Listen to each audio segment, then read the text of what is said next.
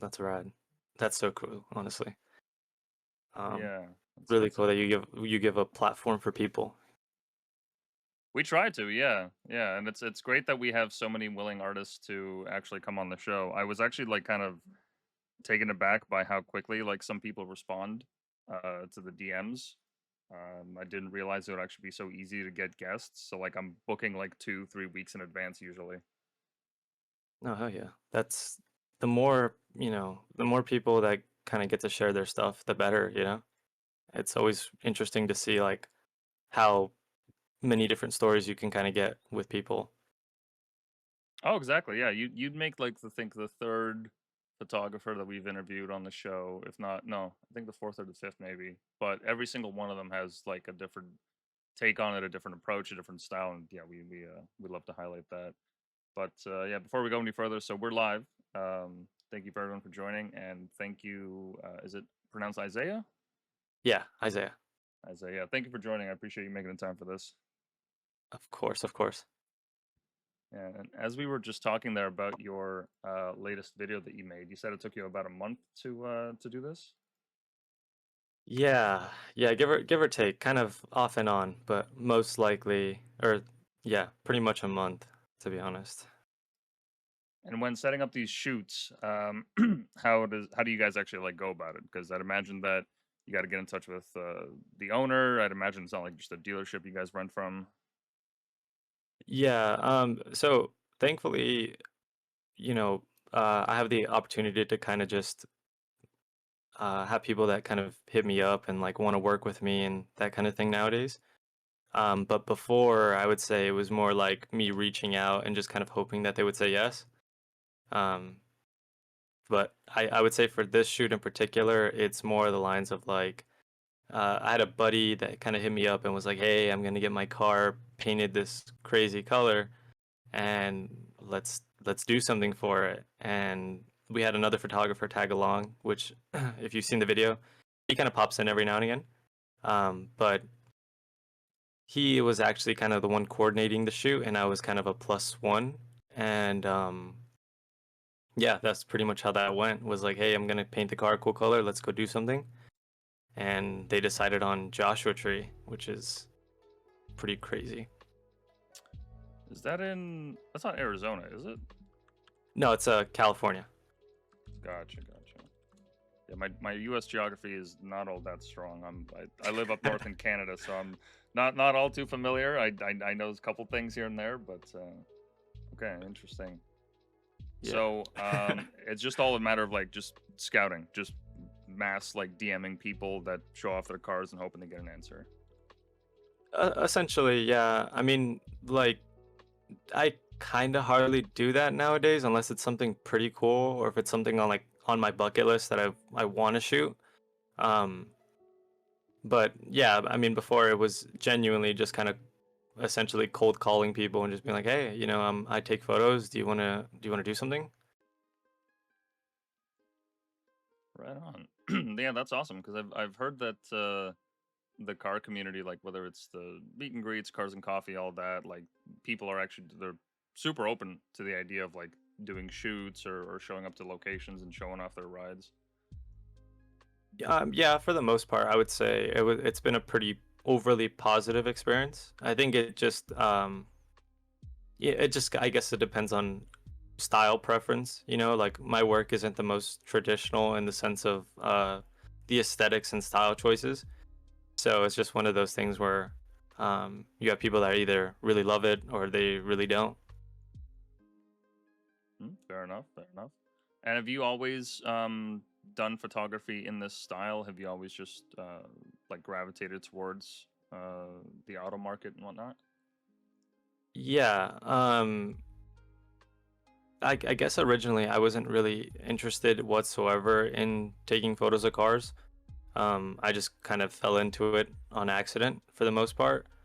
And I think stylistically it was more or less the same. I just kind of gravitated towards like this old vintagey aesthetic that kind of, I guess, comes from film and like the early 90s and magazines of like, just cool cars essentially. They all have this kind of grainy look to them. And how long have you been doing this for? This will be year 5, 6, something like that, of taking it pretty serious. Yeah, no, it certainly shows in the photos. And in terms of training, I'm guessing like this is all just self-taught. You just watch like tutorials, how other people did it, or did you actually like, go to school for something like this?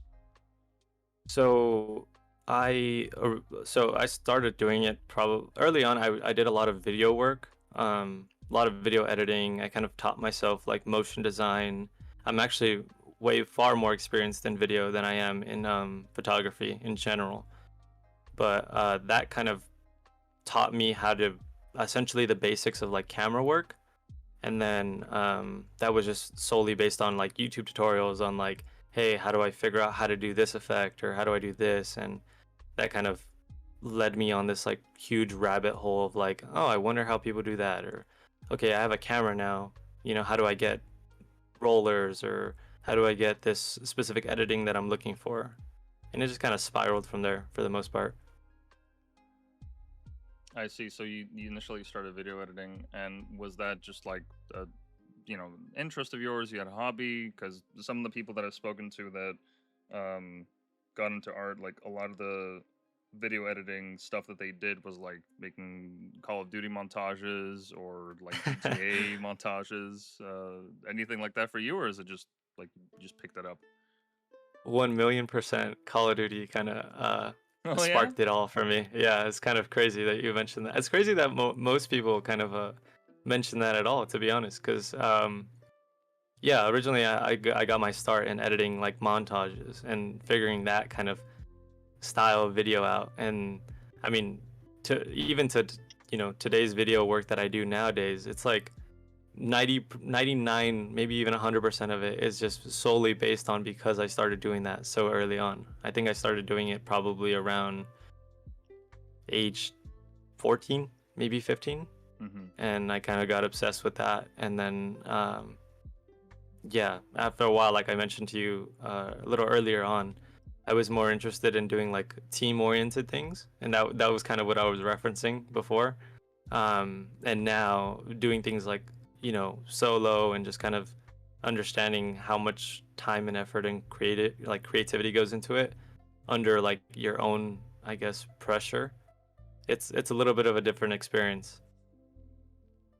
Yeah, right on. I love that that you started with COD as well. I'm guessing either Modern Warfare 2 or Modern Warfare 1. Yeah, Modern Warfare 2. I was playing at that time. I think I first like genuinely started editing probably around like Modern Warfare 3, maybe Black Ops 2, Black Ops 1 around that time for sure. Yeah, that's wicked. Did you just make videos for yourself, or like did you actually have creators that asked you to make videos for them? So this is crazy.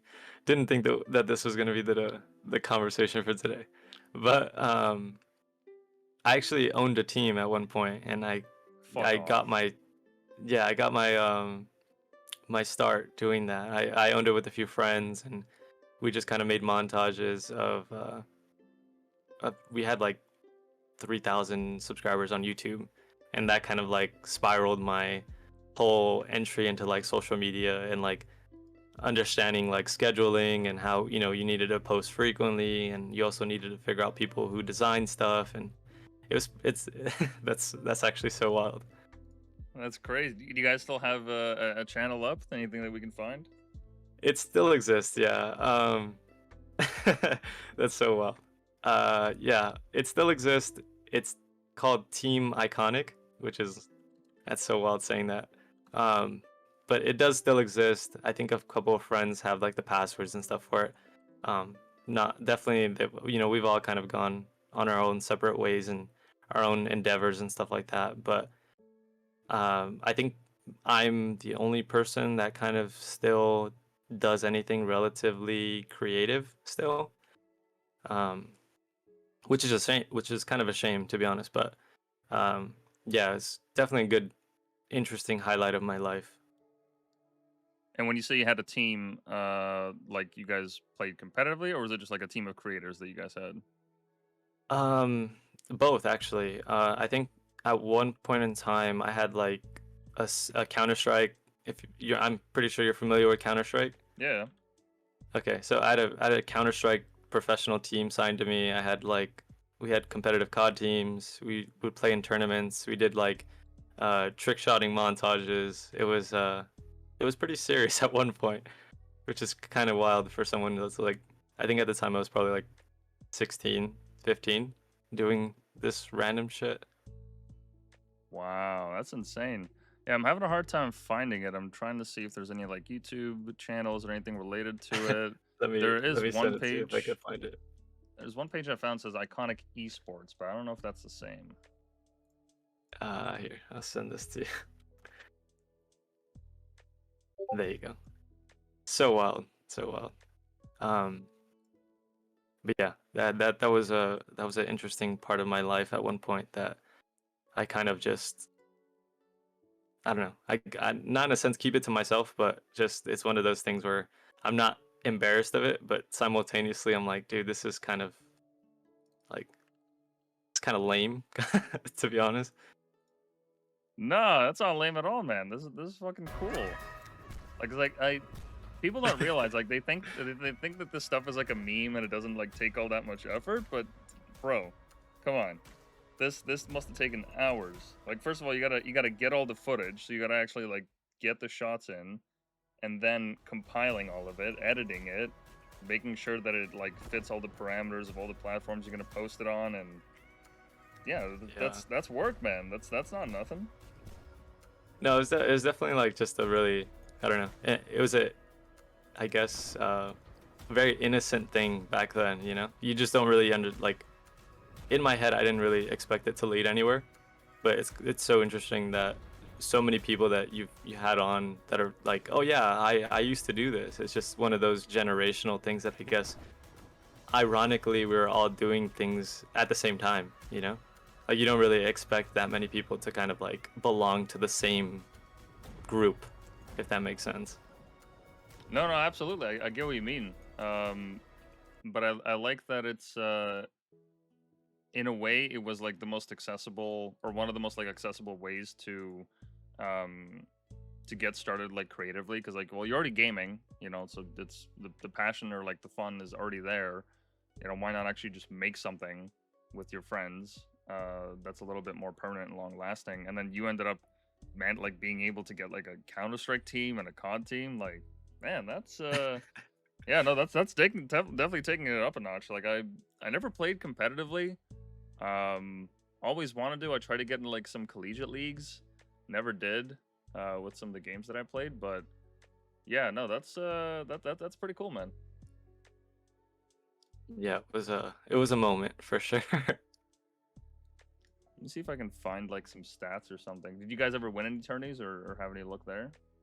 To be honest with you, so it's gonna sound like such a shitty like leader of a team, but I honestly didn't really handle a lot of that portion of it because half the people that were in the team were from like Australia. It's like some of my Mm, good friends were from Australia, so our time zones were all screwed up most of the time. So most of like the US guys I was kind of like essentially overseeing, whereas like the other guys were kind of being ran by, my buddies. gotcha. No, that's wicked, man. That's wicked, and yeah, like I said, it doesn't surprise me that a lot of people got their creative start with it. You know, you just kind of gravitate towards what's there, and you know, like I said, you're already playing the game. Now it's just a matter of okay, well, let's compile some of this footage. Let's actually see what happens. I mean, I'm pretty sure that's how like Phase started. You know, they weren't like an official team from the get go. No, yeah, that's what I mean by like it's just like this really innocent thing that nobody really like at the time you don't really expect anything from it. It's more just like doing it just to do it. And simultaneously, this is the same kind of concept, to some degree it's like I took photos not with the expectation of like getting anywhere or, m- making this like kind of huge project that's gonna, you know, go anywhere, if that makes sense. It's just more like I at one point I was like, just trying to express what I'd seen in my head, or just take pictures of things that I found relatively interesting to me at all.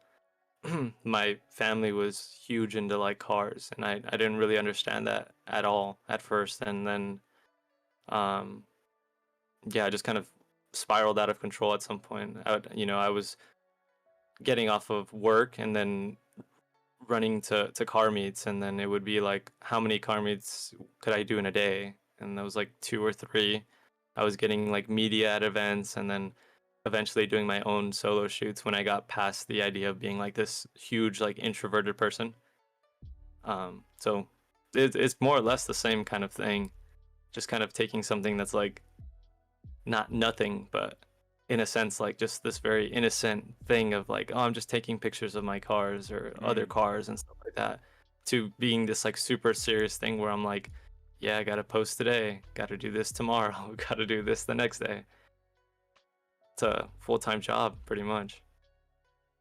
And what would you say was the tipping point for you when you realized like you were just kind of you were reaching this threshold where uh, turning it into something viable actually became a reality? Um, I think I think there was probably two moments. One, I would say that happened pretty early on. I had bought my camera that I have now, and me and my girlfriend, we drove up to like Malibu, and I had taken the camera because at the time I was more obsessed with like making like actual films and video work, like I told you before. Mm-hmm. Um, and I just took it up there, and I had bought, well, I started school and started driving. I owned an MR2, and that kind of like was my introduction to cars in general. I liked the car personally. It wasn't more like, oh, I want this car because it's cool or whatever. And I was driving to school and I realized that it was getting like a ton of attention, and it was just one of those things where I'm like, I don't why. Like I didn't really understand it at first. It was just more like, yeah, this is my car. I kind of like it. It's cool. Um and during that date when we were in Malibu, I had taken a picture of the car because there was no real subject or anything that I was like, oh, I want to take a picture of that. And I came home and I edited it and I posted it, and it was like, it just shot up like a lot of, and the analytics were firing away pretty much. And I was like, dude, what the hell is this? Um, like apparently people like this car, and apparently like this photo is really good, which I didn't do anything special to it at all. And then the second point was, um I had gone like on Instagram. I don't really post too much of myself at all, to be honest. So I was like this kind of not big mystery guy, but people were like always kind of checking in to kind of see what I look like, or trying to find things of me that kind of, to figure it out, I guess. Mm-hmm. And this one particular day, I was like out with some friends, and I had gone uh, to a car meet, and a couple of photographers knew what I looked like because we were friends and we would go out and shoot together and stuff like that. And I was walking around with some of those guys, and I got approached by someone, and they're like, "Hey, you're Isaiah, right?" And I was like, yeah." And it was just one of those dumbfounding moments where I'm like, you know what, this is kind of getting a little out of hand, because I didn't know what they looked like. So it was just one of those things where I'm like, I'm not much of an attention person whatsoever. So it was Mm-hmm. just really random to see people just kind of come up and be like, "Hey, I know you," and yeah, kind of a wild moment. Interesting. Yeah, so it accumulated to the point where you were like, okay, this is there's no there's no denying that there's something here. Maybe it's worth pursuing because you're getting like validation from both online and now in person, and all of it just came from like happenstance. Like you weren't trying to take like the most viral photo, you weren't trying to like um, gain the algo or anything like that. It was just, oh, let me take this cool shot. I like the car, and then from there, everything happened. Yeah, I think I remember one day in particular I had posted I'd gone to a car meet and I had posted a photo of like this F40. It was like it was white and you've seen it on my Twitter and stuff like that. But I had taken that photo and at the time I wasn't like literally just kind of I would say I probably had a couple thousand followers. It wasn't anything astronomically crazy whatsoever. But I had seen the car and I was, as a fan of cars at that point, I was just kind of like, wow, this is crazy, like I get to see this car. It's super rare, I was more dumbfounded by the car than anything else. And I had gone home after the meet and I was like, right away just kind of editing and just kind of like trying to find something that works for me. And then I probably waited around a week or two from the meet, and I had posted the photos, but this car had been floating around for, you know, uh, everyone just kind of unloaded their photos as soon as they came home and edited. And here I am, just kind of waiting 2 weeks to find something I really like. I had posted that photo, and I think I probably got around 8 million views or impressions on like Instagram, probably a couple like 100,000 likes, maybe a little bit more than that. And I had what I myself I was kind of surprised, but I had gone up to my parents at the time and I was like, dude, like look at this photo that I took. It just like went super crazy. And they're like, that's cool. And I like I was a little bit like, do you guys not know how crazy it is? And she's like, yeah, yeah, kind of whatever, not Hmm. really understanding the social media part of it. And then she I had talked to my mom about it later on and she's like, I was like, Mom, like here, like look how many likes like the Red Hot Chili Peppers gets on their Instagram post, and then look at what my post did.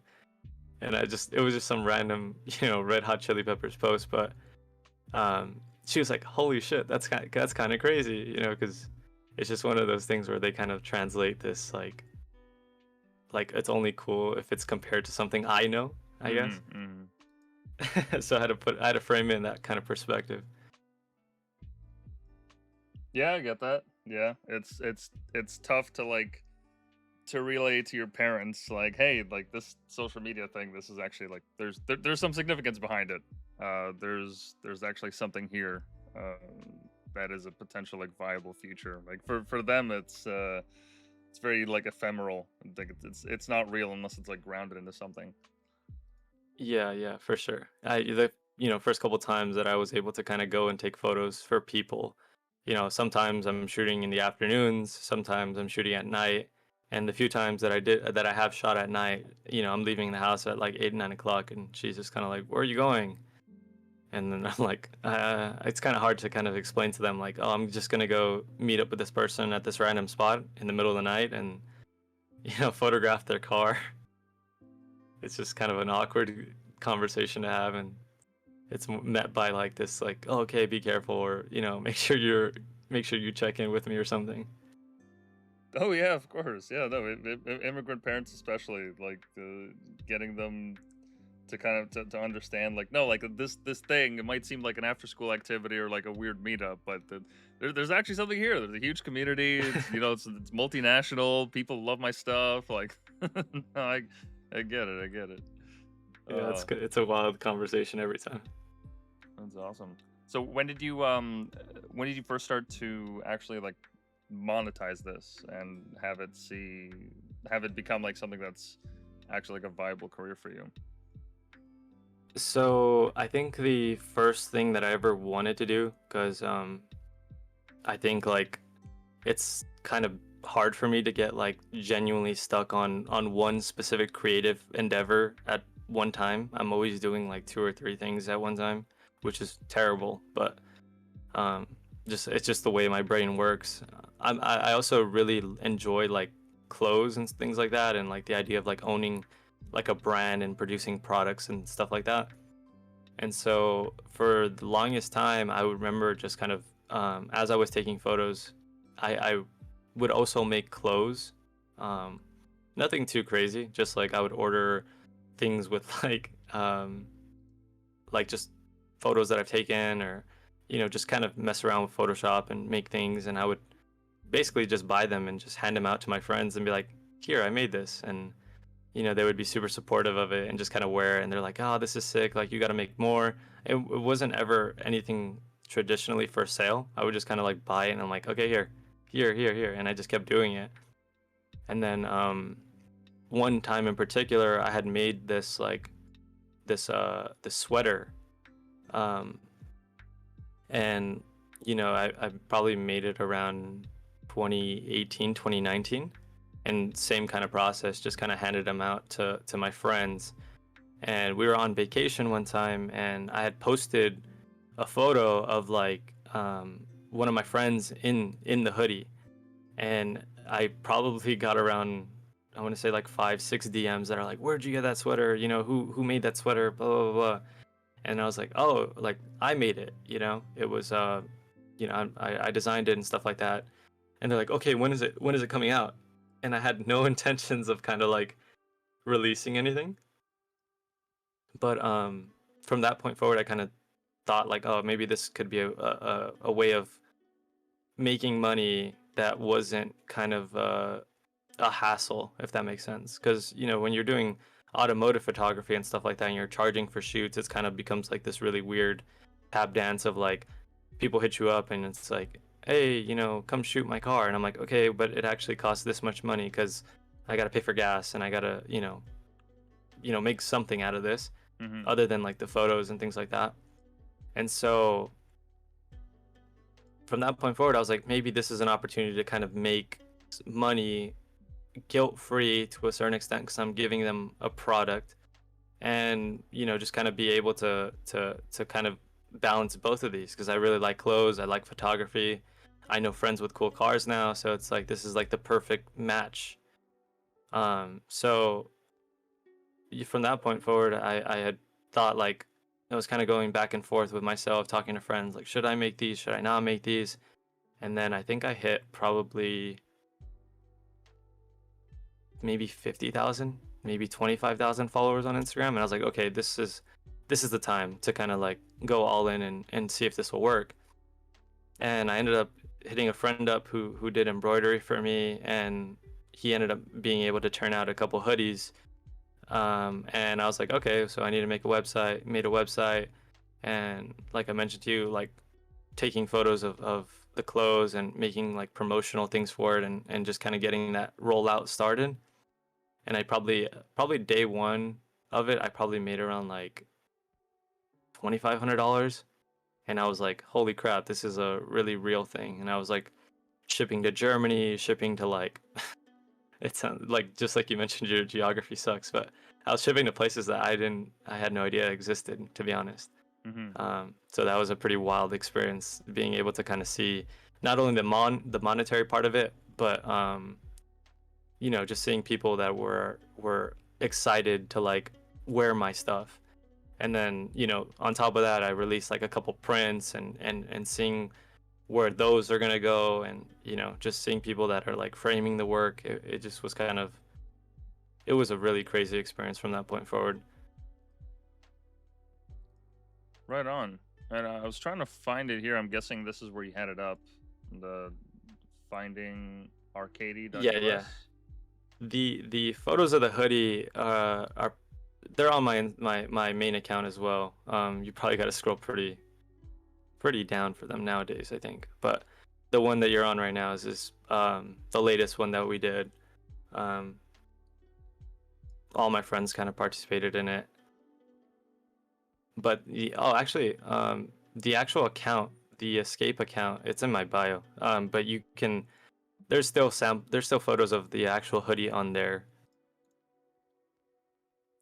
Yeah, I see there's a bunch of links on your YouTube that has it linked to stuff, but can't find the brand page. And on Twitter, you just have the YouTube video Oh, clipped. it's it's in my Instagram bio. Sorry. Oh, gotcha, gotcha. Yeah, yeah, yeah. Oh, okay, you got a separate page for the actual brand itself. Gotcha. Yeah, yeah. But we did all kinds. Since that point forward, it was like same thing, kind of a downward spiral. just kind of seeing what I could make and getting kind of obsessed with that and thematically trying to make things that were like not your typical, I guess. Like I never really stuck to one in particular theme.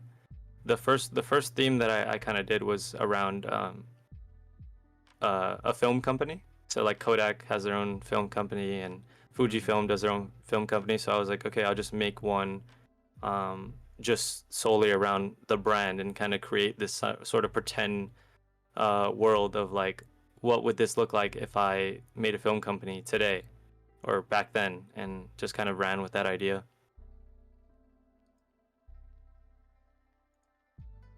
Yeah, these are some wicked shoots, man. They definitely have they got a character to them.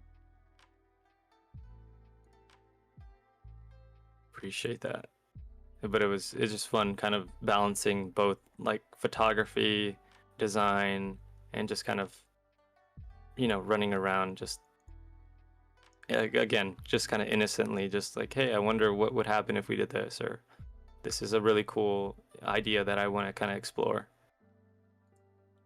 Yeah, this looks like it would belong in a magazine. Thanks, man. Have you ever thought about publishing like a single print mag of like all the best shots of the cars, mix it with like some of the clothing? Because that would be an interesting idea. That's again crazy coincidence, but yeah, I'm actually working on it right now. I have like one copy of it sitting in my bedroom now, just like as a test print of like a magazine that I want to hopefully release here pretty soon. I've done a lot of work from since the start till now that I've kind of kept on my hard drives for um, since then pretty much. And I'm probably on Instagram. I don't really, I post pretty frequently, but a lot of it gets kind of shelved in the hard drive, and I don't really do anything with it. So the book is kind of just going to be this compilation of like everything that I've done since then. And then definitely want to drop some clothes for it too, because I think most people, especially now, they kind of look for my products and things like that more so than my actual photography work. I think the magazine is kind of one of those things that are way overdue that people kind of bug me for. Oh, right on.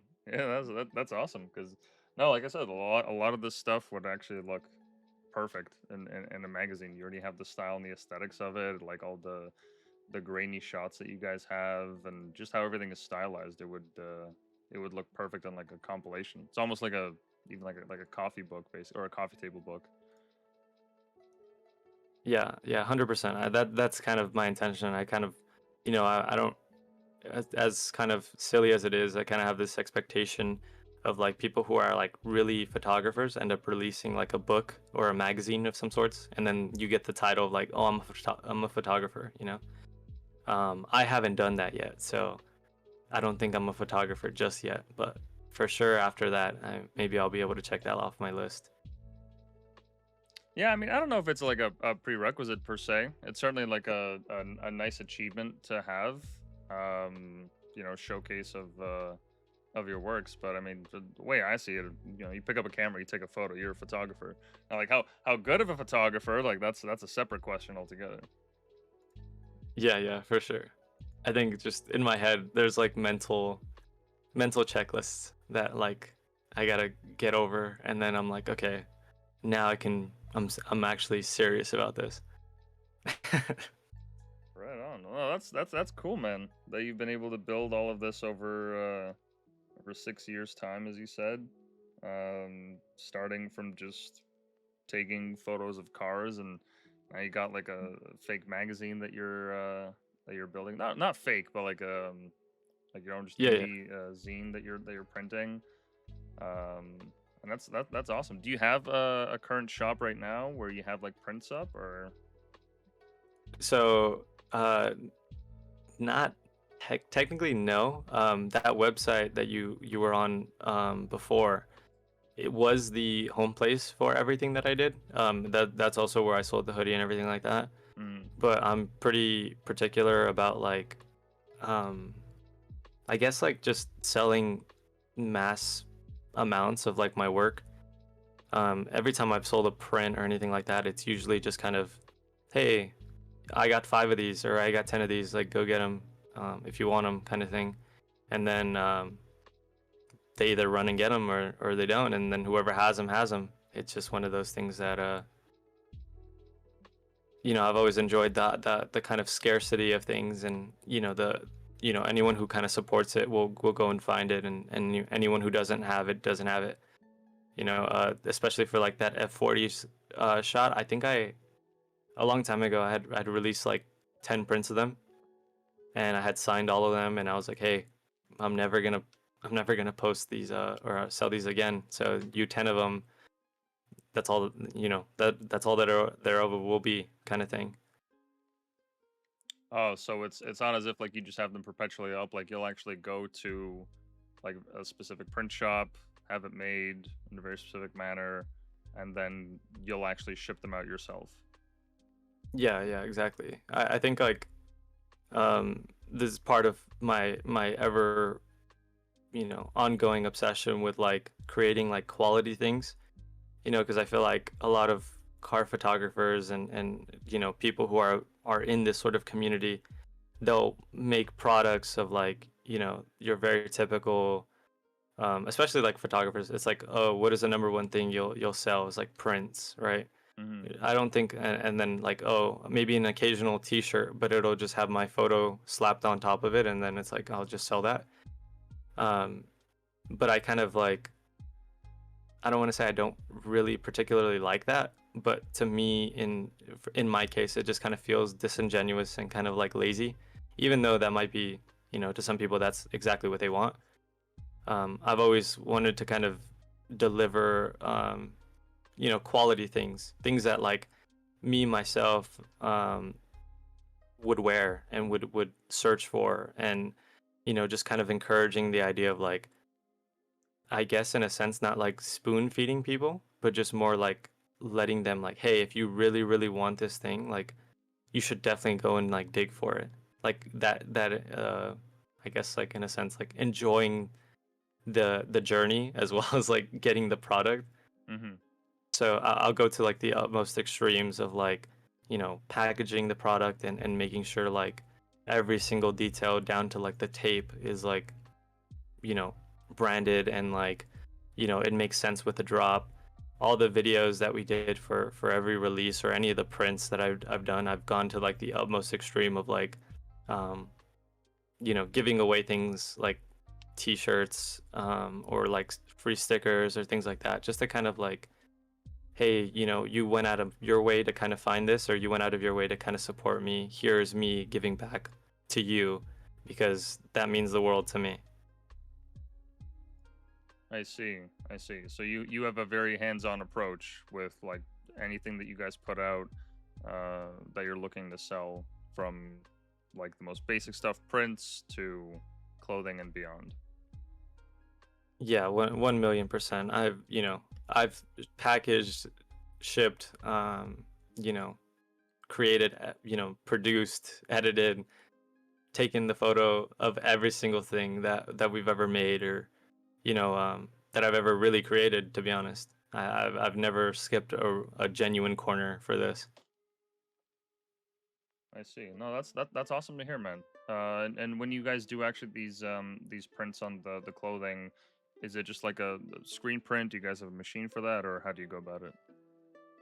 So for the clothes, all the hoodies that we've done so far, that's all been like embroidery machine in the house, pretty much, which is pretty. It was pretty crazy at one point, just staying up like till midnight, just packaging clothes and things like that.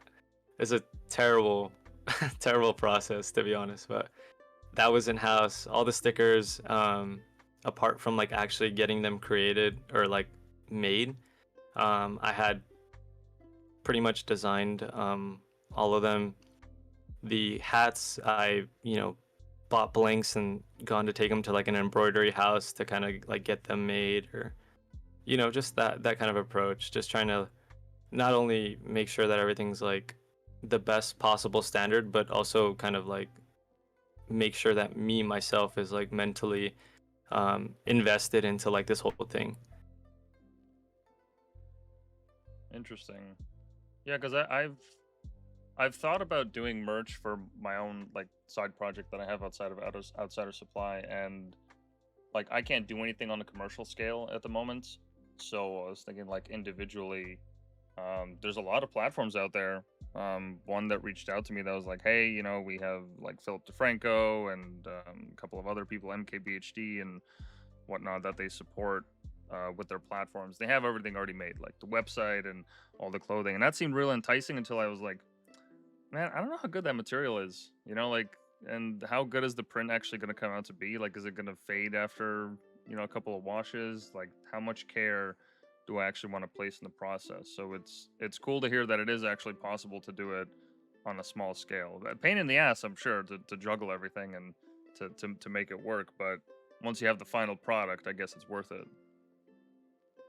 No, 100%. I think like even today, like just kind of seeing like, even if it's just like people personally, just seeing them like make the creative choice to kind of like, let's just say you hang out with friends and then like you guys are all hanging out and you see them wearing the sweater out, during the day or like at night or something like that. It's like it's honestly one of the most surreal feelings just kind of seeing like people go out of their way to kind of like, hey, this is like a staple in my closet or something, or like your friends wearing the hat. It's like I didn't ask them to wear the hat. They just kind of walked out today with the hat.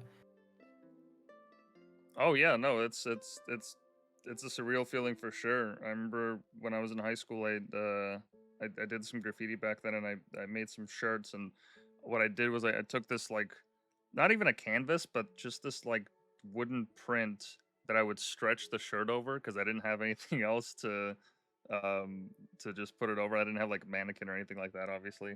And then I would just like put the stencil on, spray paint it, and leave it. And I never thought, I was like, man, I wonder if that's like bad to wash. I wonder if the colors will run. I don't know. I guess we'll find out. And then I saw him wear it to grad photos in high school, and I was like, "This fucking guy, unbelievable! I can't believe it."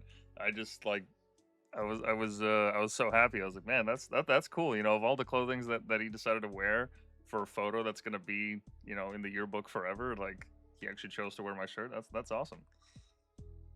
No, yeah, that to me is like, to me that's still the most wild thing, that I won't ever get over, honestly. Like I've seen one of the guys that had purchased one of the hats from me when I released them and stuff like that.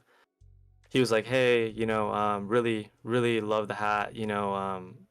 I had gone to Hawaii for vacation with my friends, and we had taken photos of like this GTR and a Chaser, and I had met them both, and they were like, "Hey, we had seen you release hats before you got here. Like you came over here, and like, can I get one from you? Like, do you have them with you?" And I'm like, "Oh no, um, but I'll make sure you get one for sure." And he's like, "Yeah, yeah, like you should definitely like, I'll give you the money for it, like right here, like here, like."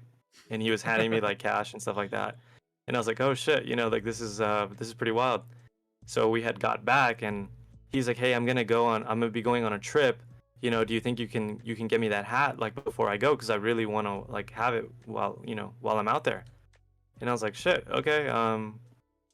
Packed it up and took it to the post office the next day, and he had gotten it, and I was like, I'd thrown a couple extra like goodies and stuff in there for him because just a wild experience. But he was like, yeah, he was sending me photos from like pretty much like other places in the world with just running around with the hat, and I'm like, dude, this is that's crazy, and kind of seeing like my parents' reaction to their living room because this was my packing facility for the last couple of drops, and they're like, dude, Mm, this is like, on one end they were super super excited for me, but on the other end it was just like, you know this is the living room.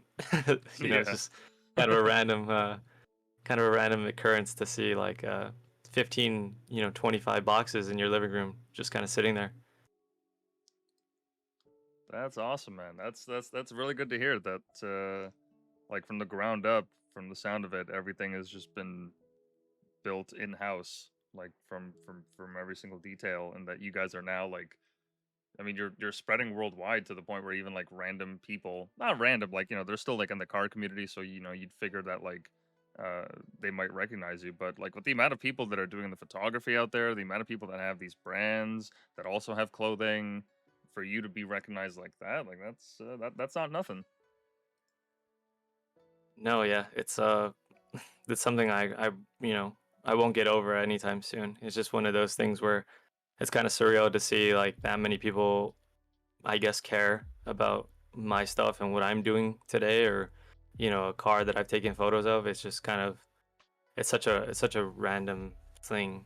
I didn't really think I'd be doing this. Right on. No, that's awesome to hear, man. So on the path for like the future in terms of where you see yourself taking this, besides the magazine, any thoughts on like expansion, or like where you guys are going in the future with this? Because I'd imagine it's not like you say it's just you, like working on the videos, but I figure you have a team, maybe your girlfriend helps out every now and then. Yeah, she definitely lends a hand every now and again. I think the only time I have like anyone other than her kind of join in is like if I'm with friends and we're like, you know, out and about somewhere and I'm like, "Hey, come with me to shoot this car." And then I'll hand him a camera and I'm like, "Okay, do this."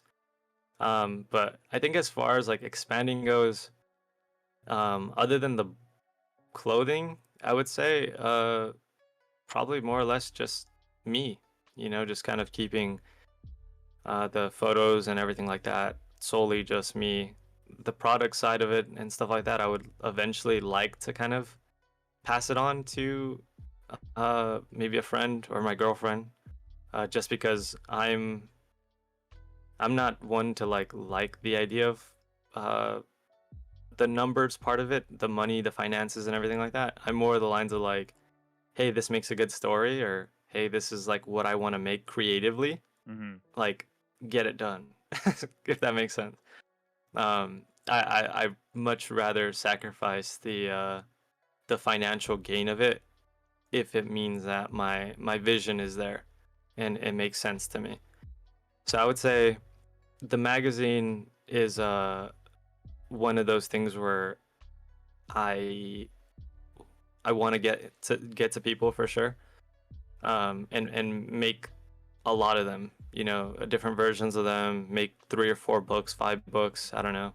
And then as far as the clothes go, just kind of get more quality out of them, get, a little bit more creative with it, and just kind of see where it goes from there. Right on. Yeah, and I totally get what you mean about wanting to protect the creative process as much as possible and focus on that, and leave everything else to the wayside. Some of the artists that I've interviewed, when they show me their like print shops, there have been a handful of times where I'm like, dude, you gotta price your stuff higher. Not like for the sake of like grabbing money, but for the sake of like being able to support yourself so that you can spend less time at a day job, more time focused on this. uh it's just a common theme that I've like come across, where some artists will like undervalue their work because they want to make it as accessible as possible. Totally get it. But there's a fine line where like you can achieve that and still have the artistic vision, and also be able to afford yourself more time spent in the creative process, instead of working some day job that's taking time off of it. 100%. I think me myself, I kind of fallen into that trap a handful of times, especially with the clothes. I think I just at some point in time, you kind of just get like this idea like that. For me myself, I guess it's personally like a personal thing because it's like I remember what it was like to be like younger and not be able to buy that cool shirt because I didn't have money or something like that. Mm-hmm. So it's like one of those things in my head where I'm like, okay, what if some, kid that doesn't have a lot of money or somebody doesn't have a lot of money and they really want my stuff, like maybe I shouldn't price it that high. Um, but at the same time, like completely understand what you mean because it's true, like I don't think photography in itself is like a really respected art, if that makes sense. It's more like, um, they people just kind of assume it's like you just take the picture and then it's like good.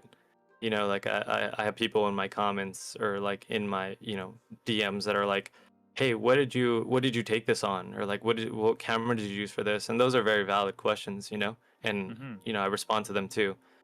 But it's more or less like, um, yeah, you could probably have the same camera as me. Yeah, you could probably have the same setup as me, but they won't look the same. Like it's just one of those things where you don't really. If I buy the paintbrush that this famous artist has and I paint on the same canvas, it doesn't mean that it's going to be I'm going to get the same thing. Of course. Yeah, yeah, no, no, definitely not. But that's cool to see that that you're not you don't really like hide the process. Like I've seen like in the comments, like you'll tell people like what programs you use or filters and whatnot, and that's it's a great thing to see because even though somebody can't like completely recreate your style, they can still get into it and find their own style through it, uh, which is always good to see. Because I totally get what you mean about photography not being recognized as like an art form. Anyone and everyone's got a camera in their pocket these days, but I mean, the world just doesn't look like this naturally, unless you got like some rare form of astigmatism. I don't think that Yeah, for you're going to sure. be seeing the world through this kind of lens anytime soon. Um, but in any case, we are at reaching the 1 hour mark, and I know that you mentioned you're short for time, so I don't want to keep you any longer. Is there anything else that you wanted to say or shout out before we finish here? But no, not really. I really appreciate you having me on. It was pretty fun. I've never really done one of these before. So, really appreciate you reaching out and just kind of like, I guess, pushing me out to do this. Not that you had to push very hard, but just genuinely appreciate the opportunity, honestly, and I'm thankful for it. Um, Always down to come back too if you ever need another person. Oh yeah, yeah, no, please do. Whenever you have your zine out, or whenever you have any new drops coming, clothes or otherwise, please don't hesitate to let me know. Cause yeah, I'd love to have you on back for a longer conversation. Cause yeah, my entire feed is cropped with art now. I've gotten my algorithm where like no politics, no BS. It's just straight up artists, and I see photographers every now and then. I'm not too tapped into the car community, but when I did stumble upon your post, I was like, oh, this is there's a very unique flavor to these pieces that make them look dreamlike essentially. That I gotta at least hear like what this guy's story is, how he made it. And no, that's cool, man. That's cool. 6 years that you've been doing this, started from cod edits, and now you're doing this. It's quite the come up, and I'm glad that you were able to spend the time today to talk about it. Of course, man. Of course. Right on. So yeah, if people want to support you, they can find you at Iseiha, which is Iseihaa on Twitter, and I think Instagram has the same. One less A. Uh, Yeah. one essay, yeah. So yeah, I'll post a link in the description as well. Check them out, guys. Stay tuned for when the zine drops. You're gonna want to get a copy. Shit, I might even order a copy. Appreciate that, man. Right on. Well, yeah. Thanks again for making the time. Thank you for everyone for joining us, and we'll see you later.